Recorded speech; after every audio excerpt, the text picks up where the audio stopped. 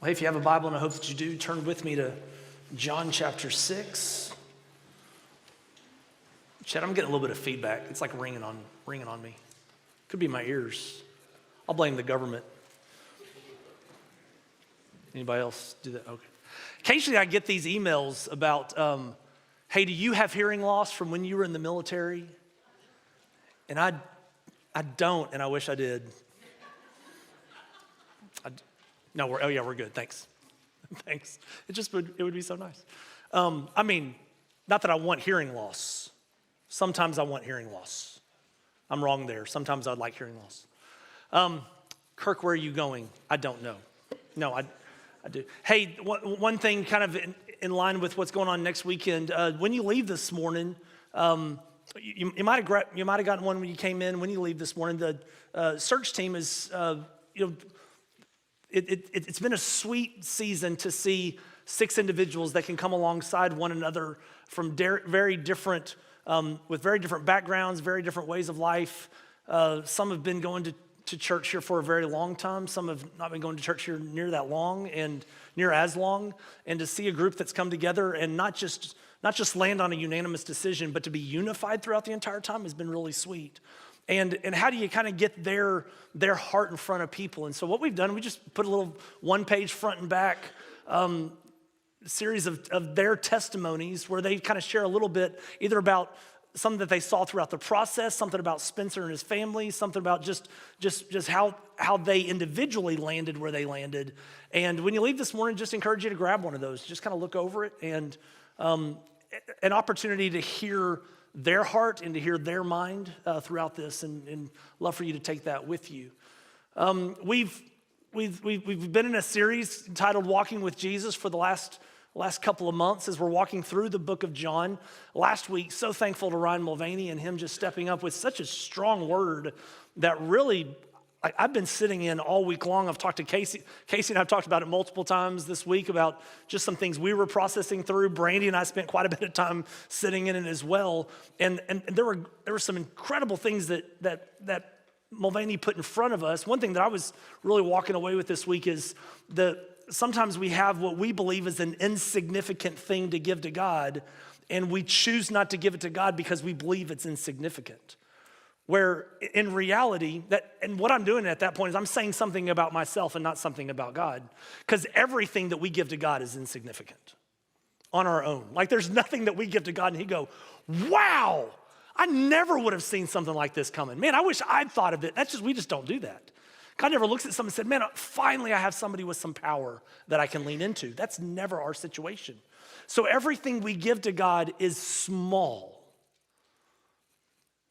But God uses all those things can use anything for His glory and His good. We've just kind of been sitting in that this week. So this morning as we continue in John 6 specifically, really the last week moving into this week and even moving into next week, and I think then one more week after, it's almost like a 3 or 4 part series within a series as we find ourselves in the book of, in the 6th chapter of John, which is kind of a big hinge chapter in the book of John, when some people are really starting to follow after Jesus. We saw last week 5,000 plus individuals are submitting themselves to His teaching. They're looking to be healed, but they're really looking for something in return. And what everything's taking, what all is taking place there. So we're gonna look back a little bit, not reteaching 1 through 15 at all, because you couldn't do better.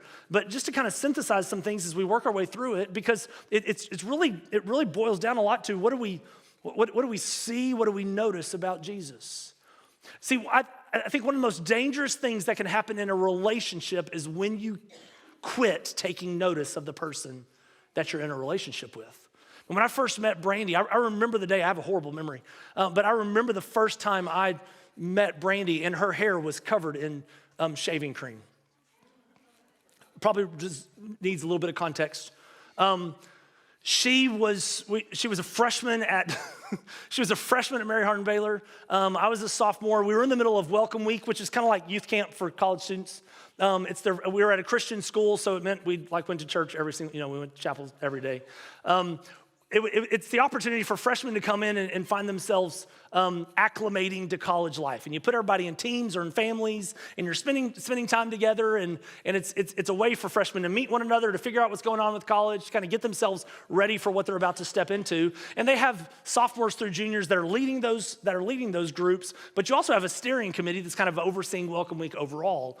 And I was one of the small group leaders, but I'd found out that, like on one of the last nights of Welcome Week, that the steering committee were going to help the freshmen prank all the people that had been working. And so they'd taken the sophomores through seniors that were helping serve at Welcome Week, and they'd had them meet in an amphitheater. Amphitheater's not there anymore. That's not a detail that you need to know. But they had them meet in an amphitheater. What they were then going to do is have all the freshmen come in behind them as they were going to be getting in trouble. The sophomores through seniors were going to be in trouble for not working hard enough. And then the freshmen were going to come in behind them with water balloons, shaving cream, and all this stuff, and all this like and get it. Well, I found out that was going to happen. So I went to the steering committee and said, I want in. So I led the freshmen. They said, well, we need somebody to lead the freshmen to the amphitheater, because you can't, freshmen and second lieutenants, they're kind of like the same thing. You can't trust them to do anything. And so we lead them, so I said, I'll lead them to the amphitheater, and as soon as we get close, I'll kind of peel off and come back around. So I don't have to be, I was like, I don't know what was going on. And so they get them. Well, I'm kind of standing in the quad, and students are running all over the place. It ended up being a fun time had by all. And these two girls start running toward me, and I knew one of them. One of them's name was Brooke, and she had this other girl running with her whose hair was covered in shaving cream. And they come stand behind me because they're getting chased by a guy. And I wasn't near as big as I am now. But they came and stood behind me and was like, get away, buckaroo. I doubt I said that. That would have been really funny though. And so anyway, that other girl, the girl covered with hair with shaving cream, was Brandy. Later that night, I was over at her friend's house. Brandy and her friend Brooke came over to the house, and that was the first time we had a conversation, and I was immediately smitten. I mean, like head over heels. You can call her later today and be like, man, Kirk really likes you. Please, I need 4 of you to text her today. It's just I was over the moon, and I'm still over the moon. I mean, this June, I know we're kind of like, I haven't been at this marriage thing very long. June will be 25 years, and we're still in the honeymoon phase. I'm waiting for her to figure some things out about me, and I hope she never does. And so, I'm still just absolutely enamored by her, and she walks by me. I can't keep my hands off her, and that's some of you. You think that's inappropriate for me to say in church. That's bless your hearts for thinking. A husband shouldn't like his wife. It's my kids hate it, and I love that. So they're like, Mom, Dad, and so as soon as your kids say something like, oh, Mom, Dad, what do you then do as a parent? I'm doing that all the time now. And so, I'm absolutely enamored with her.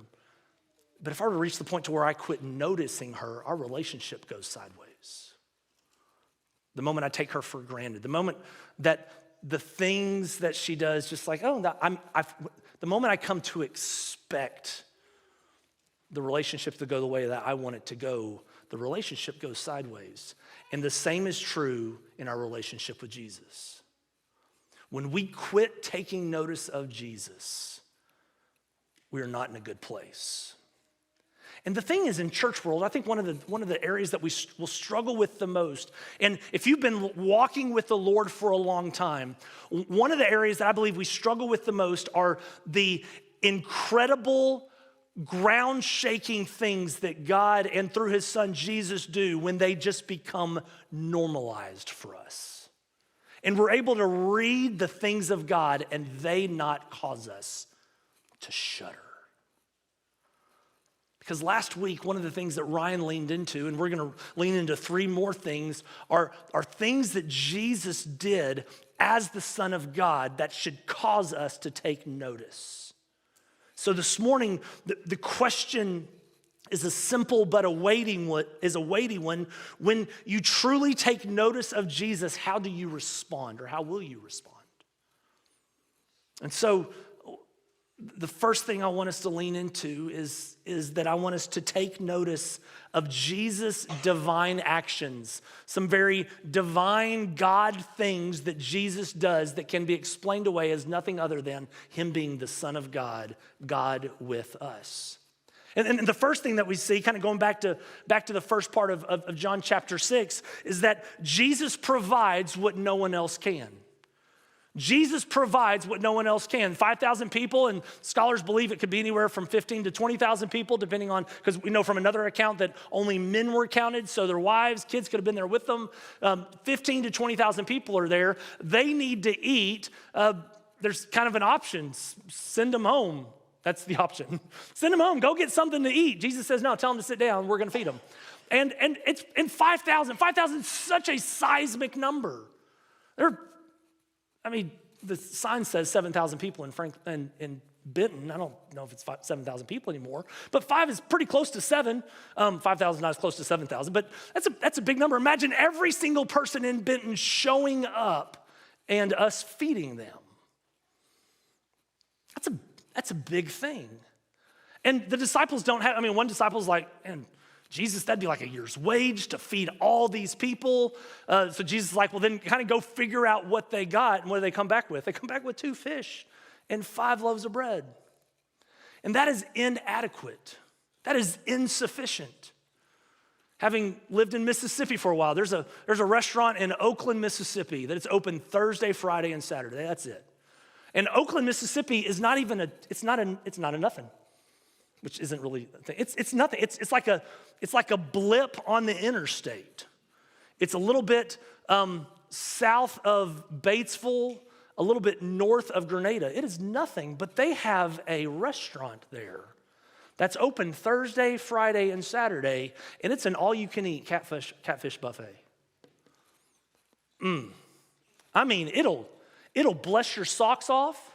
I was talking to somebody earlier today. I'm looking for shirts that'll expand while I'm eating.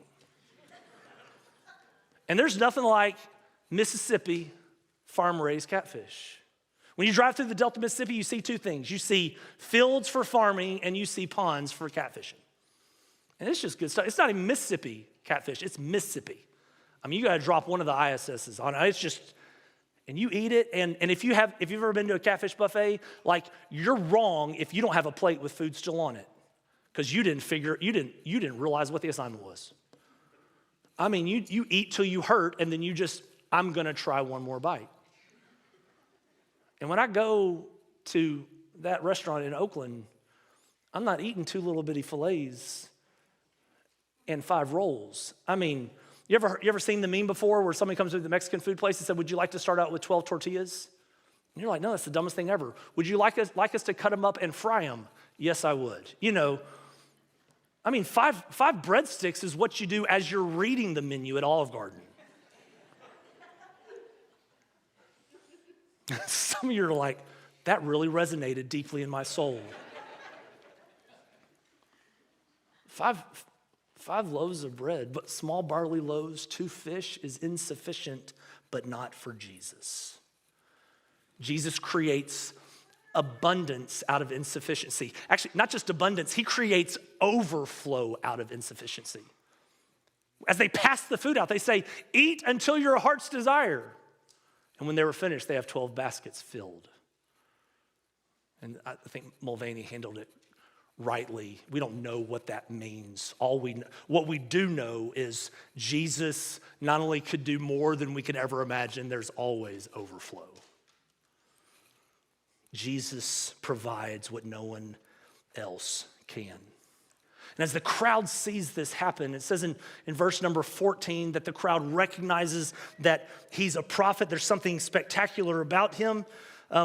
The people saw the sign that he had done. They said, this indeed, the prophet who is to come into the world. They are fired up, and in and of itself, that is not wrong. But as soon as they get on the other side of that, they tell Jesus, or Jesus is able to perceive what's going on in their minds, that they are going to take him by force and make him king, which kind of helps us step into the second thing, something to notice, a divine action. It's not just that Jesus can do what no one else does. Jesus is able to determine and understand what the human heart is feeling and saying. Only Jesus can do that. Only Jesus can read your mind.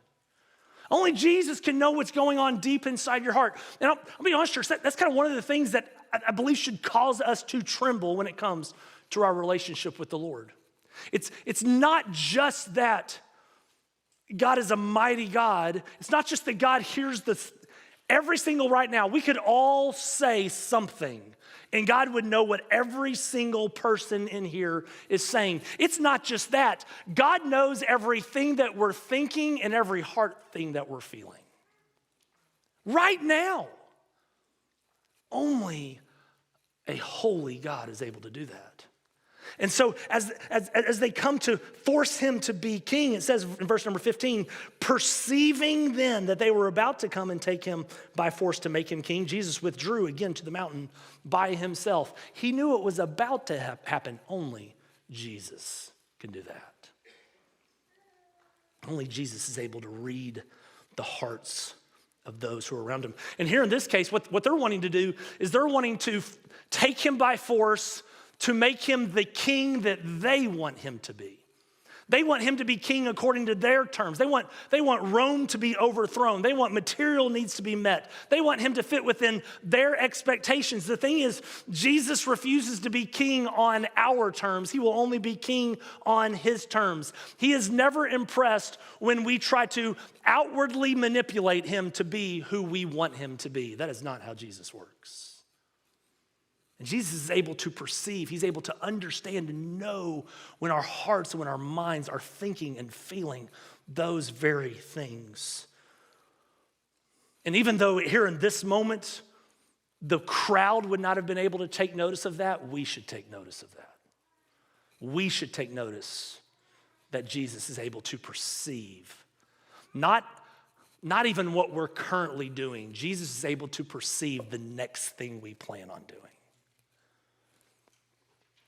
Jesus knows what's in the human heart. So as the story begins to unfold, it says that Jesus withdrew again to the mountain by himself. And then verse number 16, when evening came, his disciples went down to the sea. They got into a boat and they started across the sea to Capernaum. It was now dark and Jesus had not yet come to them. So probably a predetermined conversation that they had beforehand about what was going to happen. They were on that side of the sea. They determined probably, hey, when night comes, we're going to go to Capernaum. We have some stuff going on over there. Disciples are looking around. Jesus isn't anywhere to be found. They don't know where he is withdrawn to. So they decide to get in the boat and start heading over to Capernaum. It said that the sea became rough because a strong wind was blowing. And when they had rowed about 3 or 4 miles, they saw Jesus walking on the sea and coming near the boat. So They cast out to sea as they're going, and these guys are very used to being on the sea. Some of them are fisher dudes, and they're used to this kind of an environment. They're not adverse to being on the sea at night, and so this is a normative thing. But a wind comes up. They're working hard, but they're not really getting anywhere. If anything, they're probably getting to about midway in the sea. That's the reason for the 3 to 4 miles, is to give us that kind of the context of where they probably are. And as they find themselves rowing at night, not getting anywhere, what happens? Here he comes. One pastor put it like this. He said it's almost like one night as the disciples are out in the sea, they're rowing, trying to get to the other side of the sea, but they're not really getting anywhere. They find themselves in the middle of the sea, and then one disciple looks at another disciple after looking out over the sea and says, you know what, Jesus said he was coming. He's like, yeah, he said he was coming. Did he say how he was coming? No. Well, because he's coming.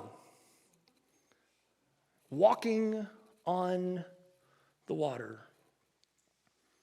One thing that's important to take notice when it comes to Jesus' divine actions is that Jesus is Lord over creation.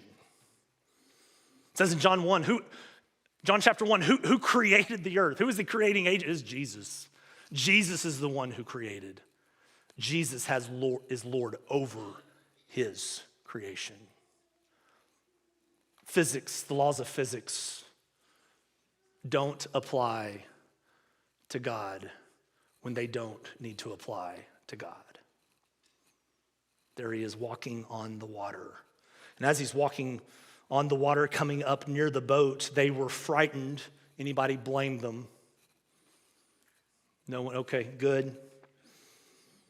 But he said, and once again, it's kind of a reference back to the last point of Jesus knowing the human heart. He said to them, "It is I, do not be afraid." He knows that they're afraid. And two really cool things are happening here, kind of a reach back to the Old Testament. The Old Testament lets us know, hey, in Job, as Job is kind of in one of his discourse conversations with his friends, and he's leaning into who he is and who God is, and they're not the same, that God is able to tread on the sea. Look over in the book of Psalms. Throughout the book of Psalms, a lot of times we see this reference of God having power over the sea, power over the waters. And here, what is Jesus doing? He's not swimming in the sea, he's walking on the sea.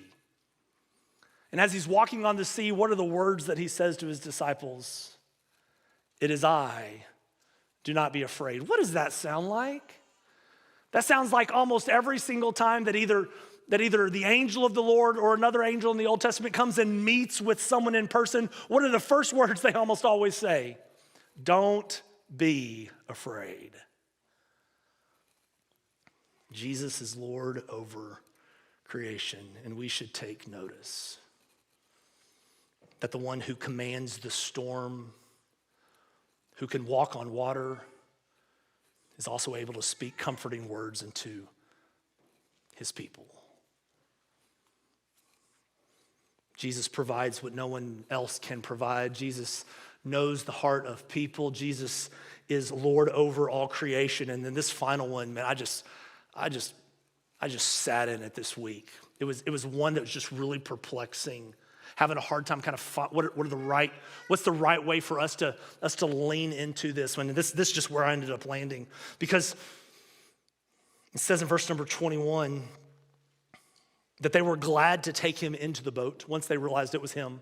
I guess if it hadn't been Jesus, they would have said, keep walking. And they were glad to take him into the boat, and immediately the boat was at the land to which they were going. Now, there are a lot of scholars that try to explain this away. Either the guys, the disciples were rowing and there was a storm, or the wind was blowing, maybe there was a fog in. They didn't realize that they were actually pretty close to the shoreline, and Jesus was just kind of walking in the water. They didn't realize he was on the water, and as soon as he got in the boat, the fog lifted. Oh, look, we're magically here. I just don't see that. Jesus got into the boat, and immediately they were at the land that they were going to. And here's where I landed on kind of how to encapsulate this with words. It's Jesus is not constrained by time or space. And this one kind of messed with my mind this week. Because notice, all of these things should cause us, we read the stories and we kind of go, oh yeah, Jesus is supposed to do things like that. Like when did it become just so normative for us to read things and go, oh, okay, that's kind of cool. No, it's not just kind of cool, it's God doing crazy God things.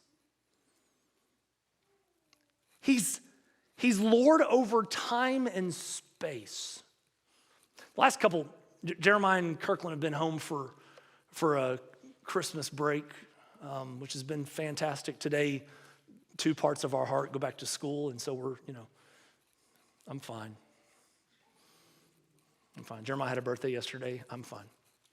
I'm not fine, but I'm fine. Jeremiah's been home, and it's been great having them both home, and just it's fun to see your kids grow up. It's fun when your kids love the Lord. It's just been a sweet season. But Jeremiah, as many of you know, he's kind of a science nerd, which you should be if you're going to major in chemistry and minor in biology, I guess. And so when there's been a couple of opportunities this break that I've been able to pick Jeremiah's brain. You're like, man, you're talking about, I did this with him in the first service, so it's fine. Where I kind of get to pick his brain through the lens of kind of some of the stuff that he's been studying, but I have to be careful because if I ask him an open-ended question, it's really not advisable for you as a parent to walk away from your kid while they're talking. After you've asked them the question, because it's like, man, I'm sorry, you lost me at the first word you said. That was 17 syllables long. And so here's what I started doing with Jeremiah. In 3 to 5 sentences, and I'm going to count. Like for real, we had a conversation around the table the other day, and it was a fun one. I said in 3 to 5 sentences, and he said a sentence. I was like, 1. And it's great because he's thinking through, and I think I'm helping him. I'm putting it across. Man, I'm helping you be concise with your thoughts. I'm just trying to get all the way through the thought.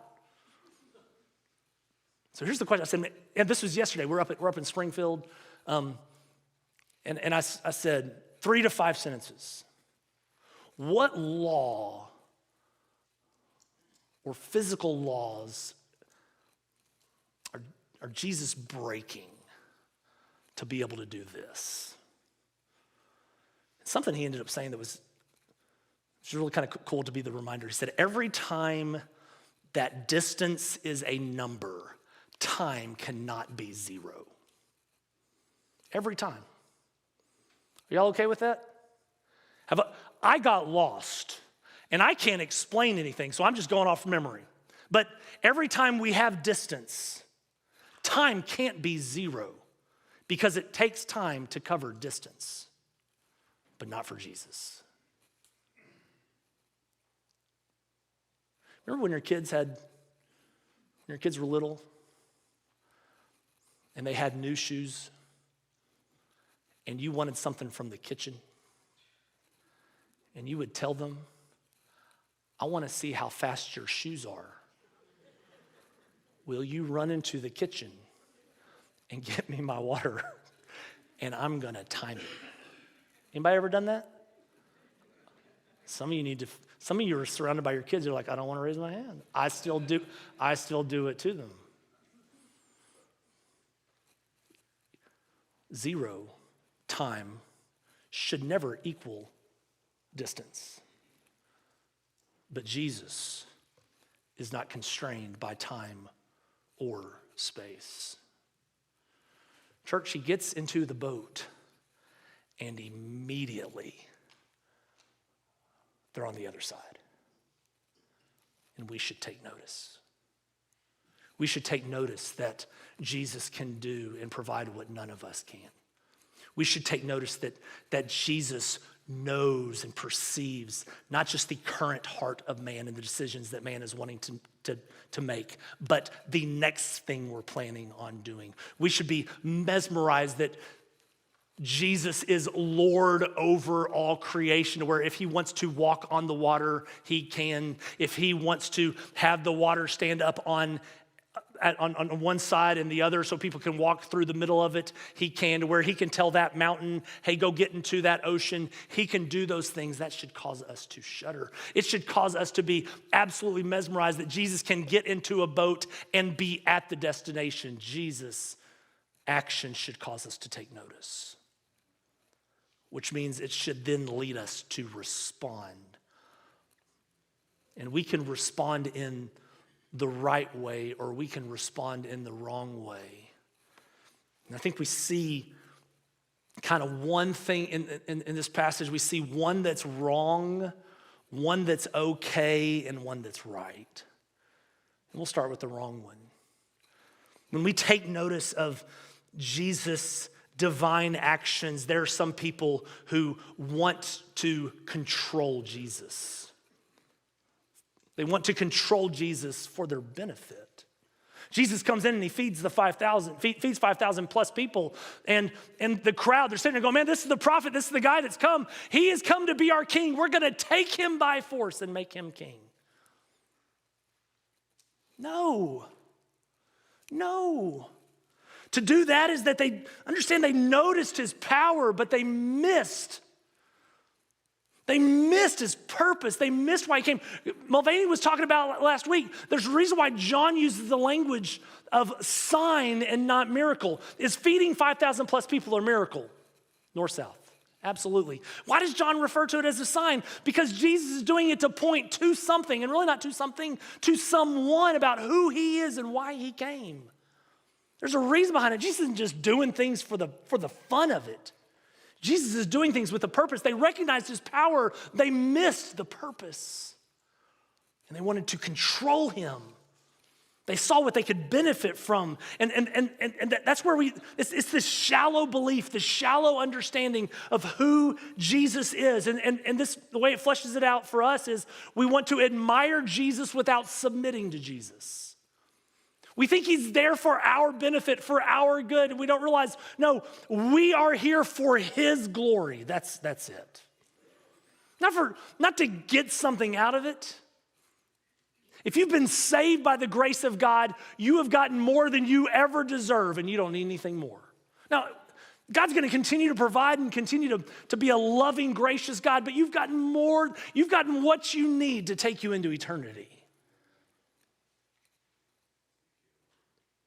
But if we're in the wrong place with the wrong heart, we're not followers of Christ, but we see Jesus doing amazing things and we take notice, we begin to say, man, I wanna force Jesus to be the person that I want him to be. And I just want you to know this morning, Jesus will never be the person that you want him to be. He will always be the person that he has been called to be. Jesus will always be God. And we'll see next week when Jesus refuses to soften his message and he continues to lean into the people that are around him, we see the crowd turn so quickly. And when you're just using Jesus to bring about your desires, you will turn quickly on Jesus. That's one response. Another response is I would classify it as the okay response. And it's that as people take notice of Jesus, they go looking for him. Now, if you heard today, if you knew someone that was so had a physical, some kind of physical infirmity, something going on in their life that had been observable, you'd walked with them through it, and they see you tomorrow and they no longer have that, and they say, I went and talked to so-and-so and he laid his hands on my shoulders and I no longer have that, and you can observe that they no longer have that, would you take notice? You can participate. Absolutely. I think we'd all take notice. There's maybe someone who's a quadriplegic, who is walking in the back door like nothing happened, and they say, I went and saw this guy. He touched me, and I'm fine. You're like, man, that's unbelievable, but I gotta go meet that dude. I mean, I think you would. I think I would. I'd be like, I don't believe it, but I have to believe it. You know what I'm saying? I think that's what's happening here. People have heard of what Jesus has done there. 5,000 people are coming and listening to him talk. They're looking for the healing, and then they wake up the next morning, Jesus isn't there. He's nowhere to be found. It says verse number 22, on the next day, the crowd that remained on the other side of the sea saw that there had only been one boat there and that Jesus had not entered the boat with his disciples, but that his disciples had gone away alone. Other boats from Tiberias came near the place where they had eaten the bread after the Lord had given thanks. So when the crowd saw that Jesus was not there, nor his disciples, they themselves got into the boats and went to Capernaum seeking Jesus. It's like, I want to go. I'm not done with him. And I think that's an okay response. When you notice the divine actions of Jesus, keep following after him. I mean, and for those that are followers of Christ here in this room, you're not looking for somebody. I hope you're not. You're not looking for somebody else. So you keep chasing Jesus. That's a completely okay thing to do. Just know when you show up and when you find him, not when you catch him, but when you find him, you're going to find yourself at a decision point, and it's the last response. Because when you truly take notice of the magnificence and the wonder of Christ, it will lead you to the point sometimes where you are terrified. Disciples are hanging out in the boat and out in the middle of the sea, and here comes Jesus walking on water. What is their first reaction to that? Terrified. They were afraid, but Jesus says, it's me, don't be afraid. So they're like, okay. I mean, I can't imagine. Just what the conversation would have been so cool to kind of, you ever been asked the question before, like if you could be a fly on the wall or the boat, in like a story in the Bible, which one would you be? Like, where would you be? I mean, that would have been a cool one just to kind of see, how did they go from being terrified to being like, Jesus is like, it's not me, don't be afraid. Okay. And it says, and they were glad to welcome him into the boat. You see, where some find themselves chasing after Jesus, there will be those who are also afraid. But even though they're afraid, even though they're mesmerized, even though they're absolutely shaken to their core because of the great things that God has done, they're stuck. Like they're stuck in it. They're locked in. I'm not going anywhere. And I'm just telling you, when you start following after Jesus and you recognize the divine actions of a holy God, and you realize that Jesus is not just there to do really cool things, but he has the power to save you from your sin and set your feet firmly in eternity with him. You should regularly be terrified that you are serving a holy God, but you should be locked in. And I think it's so, I know it's like really strong language because we look terrified, and we use the word terrified, and I think we kind of we've messed up that word.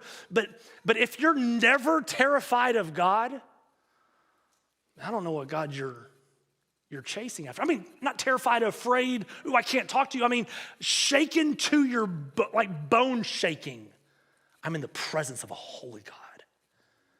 I'm in the presence of a God who can feed 5,000 plus people with 2 fish and five loaves of bread. I'm in the presence of a holy God who has the power to walk on water. I'm in the presence of a holy God who knows my thoughts and understands the feelings of my heart. I'm in the presence of a holy God who is able to go from here to there without time. That should shake me to my core because I have noticed that he is a divine, holy, set apart God, and I want to be with him.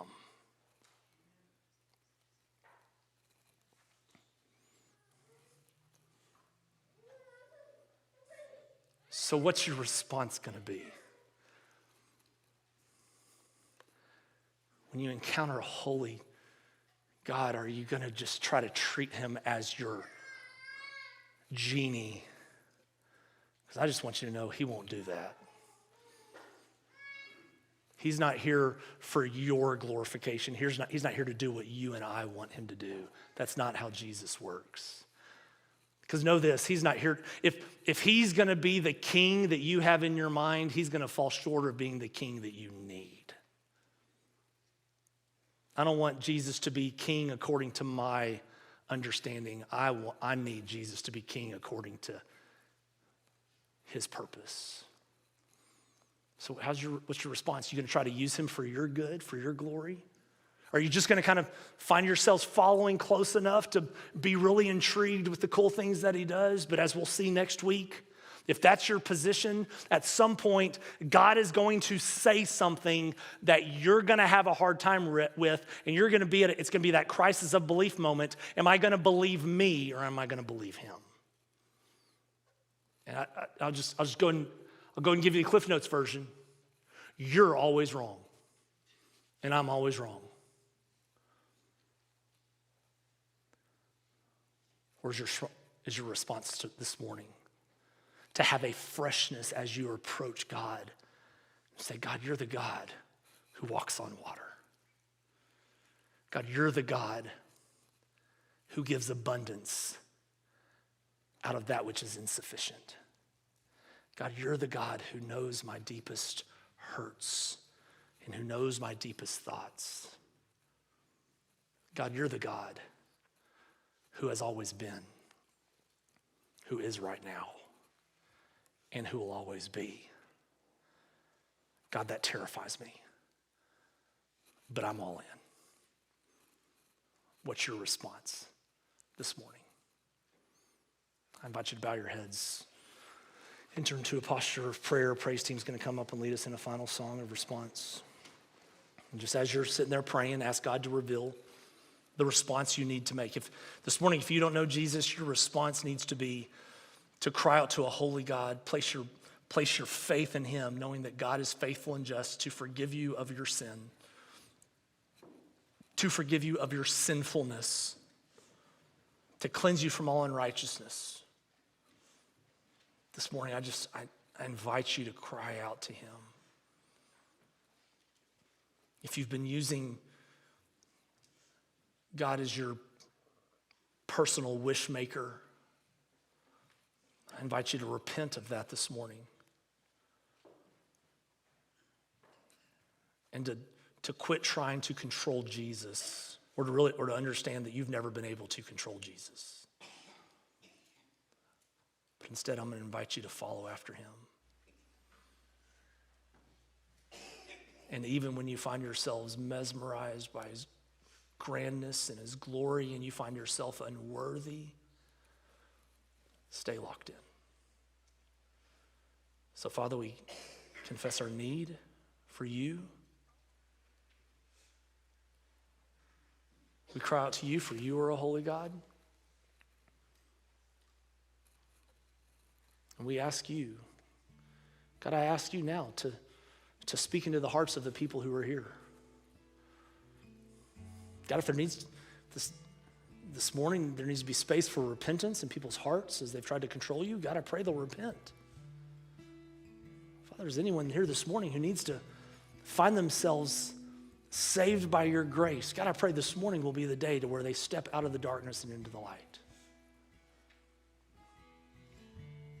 Father, perhaps there's some people here this morning who just need to be reminded that you are mighty. These signs, these miracles, they should absolutely take our breath away. And as they do so, God, we're all in as we follow after you. Because really, there's no other option that compares. So, Father, move us to you, draw us to you. May we be obedient as we respond. It's in Jesus' name I pray. Amen. Church, I invite you to stand as we respond to the Lord. I'm down here in the front. I'd love to pray with you. Maybe you need to pray at these steps and spend some time in the presence of the Lord.